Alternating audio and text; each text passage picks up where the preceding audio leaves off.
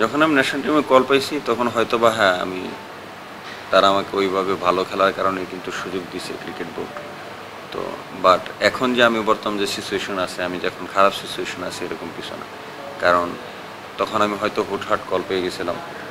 তো তখন আমি যদি ন্যাশনাল টিমে যাইতাম আমি ভালো খেলতে পারতাম, খারাপও খেলতে পারতাম, জিনিসটা এরকম যে কোনো কিছুই হইতে পারতো। বাট এখন যে আমি একটি এসপি প্রসেসে। প্রসেসের ভিতরে আছি, টাইগার্সে আছি, এসপিতে আছি, তো আমি কিছু এখন লার্নিং প্রসেসের ভিতরে আছি, এখন আমি শিখতেছি।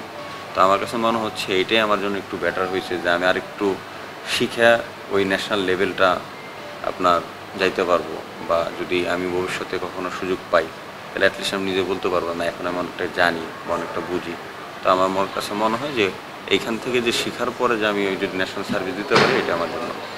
দেখেন প্রতিটা প্লেয়ারের কিন্তু ন্যাশনাল টিমে খেলার সুযোগ থাকে, আমারও এরকম সুযোগ আছে বা আমারও এরকম ইচ্ছা আছে ন্যাশনাল টিমে খেলার। এখন আমি ন্যাশনাল টিমে খেললাম, পারফর্ম করতে পারলাম না, বা আমি যদি মনে করি যে না আমি ন্যাশনাল টিমে খেলার জন্য শতভাগ না, বাট আমি কি ন্যাশনাল টিমে সুযোগ পেয়ে গেছি।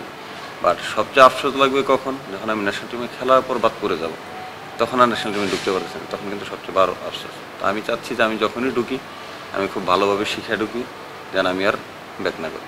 বাংলাদেশের ন্যাশনাল কোচের সাথে আমার সরাসরি কখনো কথা হয়নি, বাট আমিও যেরকম আপনিও বললেন এরকম অনেকেই বলছে যে আমিও শুনছি। বাট হয়তো বা আমি যদি ক্যাম্পে জয়েন করতে পারতাম তাহলে হয়তো বা তার সাথে কাজ করার একটা সুযোগ তৈরি হতো। যেহেতু আমি ইনজুরির কারণে ক্যাম্পে জয়েন করতে পারিনি, তো তার সাথে আর ওইভাবে কাজ করার সুযোগ ন্যাশনাল টিমে হয়নি। যে বড় ভাইরা আছে লাইক সাকিব বা মুশফিক মাহমুদুল্লাহ, কোন ভাইয়ের কোন টিপসটা আপনাকে আরো বেশি ইন্সপায়ার করেছে, লাইক আপনার বোলিং দেখে, বোলিং ওয়াইজ?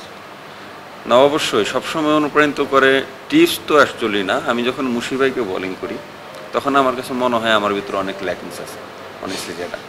তো সে খুব তাকে, সহজে খেলে। হ্যাঁ, সে বাংলাদেশের মধ্যে আমার কাছে মনে হয় যে ব্যক্তিগতভাবে সে বাংলাদেশের সবচেয়ে বেশি স্পিন খেলে। তো তাকে যখন বোলিং করি তখন আমার মধ্যে একটা জিদ তৈরি হয়, কিংবা আমার মধ্যে এরকম তৈরি হয়ে যায় I have to learn more or I have to deliver more. আমার অনেক কিছু শিখতে হবে, অনেক কিছু বুঝতে হবে। যখন আমি ইন্টারন্যাশনাল ক্রিকেট ডমিনেট করতে যাব তখন দেখা যাচ্ছে বাংলাদেশে একমাত্র মুশিবাই যে স্পিন সবচেয়ে বেশি ভালো খেলে, কিন্তু ইন্টারন্যাশনাল লেভেলে যারা খেলে তারা কিন্তু প্রত্যেকেই স্পিন ভালো খেলে। তো আমি এর থেকে একটু অনুপ্রাণিত হই যে না, আমি যদি মুশিবের আউট করতে পারি বা মুশিবের আমি যদি বিট করতে পারি তাহলে হয়তো আমি ইন্টারন্যাশনাল ক্রিকেটে যা ভালো করতে পারি।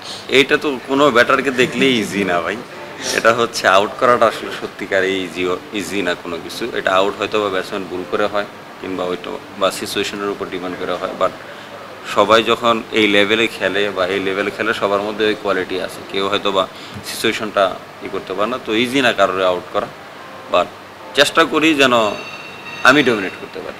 হ্যাঁ, তা তো অবশ্যই মুশিবেরও বোলিং করা টেস্ট ম্যাচ ক্রিকেটের মতো অনেস্টলি যেটা, ওই যে তাইদুল ভাই যেটা বলছে উনি লেন্থ খুব ভালো পিক করেন। আর আমি তো বললাম যে উনি বাংলাদেশের মধ্যে সবচেয়ে বেশি স্পিন ভালো খেলেন। আর স্পিন আপনি ভালো খেলতে গেলে কিন্তু আপনার লেন্থ অবশ্যই পিক করা লাগবে, সামনেরটা পিছনে খেলা যাবে না, পিছনেরটা সামনে খেলা যাবে না। তো ওভারঅল আমি তো বললাম যে আমি মুশিবারে যখন বোলিং করি তখন আমি নিজে নিজে অনুপ্রাণিত করি যে না আমার আরও ভালো কিছু করা লাগবে, বা আমার কিছু যদি আমি ইন্টারন্যাশনাল ক্রিকেট খেলতে চাই তা আমার আরও ভালো কিছু শিখতে হবে বা বুঝতে হবে। আসলে আমি যখন যে টাইমটাতে ইনজুরিতে পড়ি ওই টাইমটাতে মানে বিপিএল খেলা ছিল, তারপরে ঘরোয়া লিগটাও প্রিমিয়ার লিগটাও মিস করি। তো ইনজুরিটা পিরিয়ড টাইমটা ছিল অনেক লম্বা, মোটামুটি 2.5 মাসের মতো। বাট 2.5 মাস লম্বা টাইমের পরেও কিন্তু আমি ম্যাচ খেললাম অনেক পরে। তো এর মধ্যে আমি পর্যাপ্ত প্র্যাকটিস করার সুযোগ পেয়েছি। প্রথমে বাংলা টাইগার্সে ছিলাম। তো বাংলা টাইগার্সে যে কোচিং স্টাফ ছিল তো তারা আমাকে নিয়ে অনেক কাজ করছে ইনজুরি থেকে কীভাবে আমি কামব্যাক করতে পারি। দেন তারপর আমি এসপির সাথে আসি, তো এসপিও আমাকে নিয়ে অনেক কাজ করে। তো এসপির যে কোচিং স্টাফ আছে তাদের সাথে কাজ করি, সোহেল স্যারের সাথে ব্যক্তিগতভাবেও কাজ করি।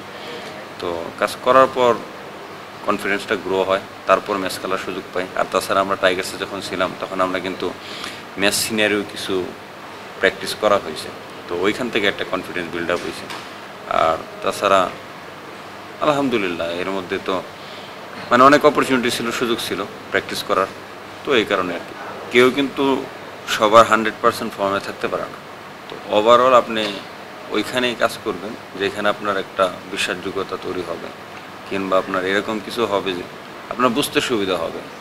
আপনি যখন বডি মেকানিক্যাল কাজগুলো করবেন, এখন আপনি যদি না বুঝেন তাহলে কিন্তু কাজগুলো করতে পারবেন না। এখন ইম্পর্টেন্ট জিনিস হচ্ছে যে আপনাকে সবচেয়ে ভালোভাবে ইজিভাবে বুঝাইতে পারবে, তার কাছে কিন্তু আপনার কাজ করে মজা পাবে। তো সোহেল স্যার হচ্ছে ওরকম জিনিস যে আপনাকে খুব ইজিলি সে বুঝাইতে পারবে, বা ইজি ধারাতে সে বুঝাবে যে আসলে তোমার এখানে কাজ করলে তোমার ডেভেলপমেন্টটা আসবে। তো তো আমার কাছে সোহেল স্যারের কাছে কাজ করে আমি ওই জিনিসটাই বুঝতে পারছি যে চেঞ্জেস আসলে বড় কিছু না, ছোট ছোট চেঞ্জেস নিজে সব কাজগুলো করাচ্ছেন, আলহামদুলিল্লাহ ইমপ্রুভ হচ্ছে। দেখেন থিকসানা বা আশ্বিন তাদের সাথে আমার কখনো কথা হয়নি, তো নারায়ণের আন্ডারে বা নারায়ণের সাথে খেলার আমি কয়েকবারে আমার সুযোগ হয়েছে, তো বা তার সাথে প্র্যাকটিস করার আমার সুযোগ হয়েছে।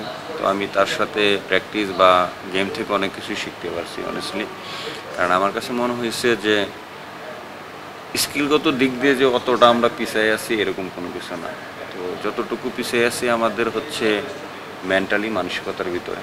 তো আমার কাছে মনে হয় যে আমরা যে মানসিকতাটা গ্রো করতে পারি, তাহলে তারা যেরকম মনে করেন যে ওয়ার্ল্ড ক্রিকেটে ডমিনেট করতেছে, একদিন বাংলাদেশ বা বাংলাদেশের কোনো স্পিনার এরকম ওয়ার্ল্ড ক্রিকেট ডমিনেট করতেছে।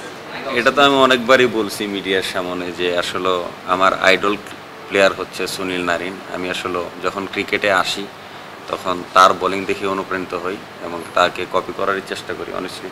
অনেকে বলে কার্বন কপি, অনেকে বলে অনেক কিছুই বলে, বাট অনেস্টলি আমি তার প্রতি অনুপ্রাণিত, এমনকি তাকে দেখে শেখার অনেক চেষ্টা করি। না না, গ্রিপিং আমার আর সুনীল ভাইয়ের দুজনের একই রকম গ্রিপিং, হয়তো আমাদের রান আপের কিছুটা পার্থক্য থাকতে পারে। তো এটা হচ্ছে যার যার একটা ন্যাচারাল তার কোন জায়গা অ্যাডভাইসটা থেকে। আপনার বেশি ভালো লেগেছে বা সেটা তার ইমপ্লিমেন্ট অ্যাডভাইস শুধু একটাই ভালো লাগছে যে ভয় পাওয়া যাবে না যখন বোলিং করার সময়। ব্যাটসম্যানের কাজ হচ্ছে মারা, তোমার কাজ হচ্ছে বল ডট করে যাওয়া। তো সে আমাকে বললো তুমি যতদূর চেষ্টা করবে তুমি যেন বলটা ডট করতে পারো। আসলে এসপি এইবার যে একটা ফরেন ট্যুর করছে অস্ট্রেলিয়াতে, তো ওই ট্যুরটা আসলে শুধু এসপিতে যারা আছে সবার জন্য একটা গ্রেট অপরচুনিটি। শুধুমাত্র যে ওই ফরেন ফ্যান্সাইজি ক্রিকেট খেলার জন্য বা তাদের সুনজরে আসার জন্য এরকম কিছু না। এসপিতে অনেক ইয়াং ট্যালেন্ট আছে, আমি দেখেছি যে অনেক ইয়াং ট্যালেন্ট আছে, তো তাদের জন্য একটা গ্রেট অপরচুনিটি। তো এখানে ভালো খেললে হয়তো বা ন্যাশনাল সার্ভিস দেওয়ার মতো তারা অনেকটা মেন্টালি গ্রো করতে পারবে।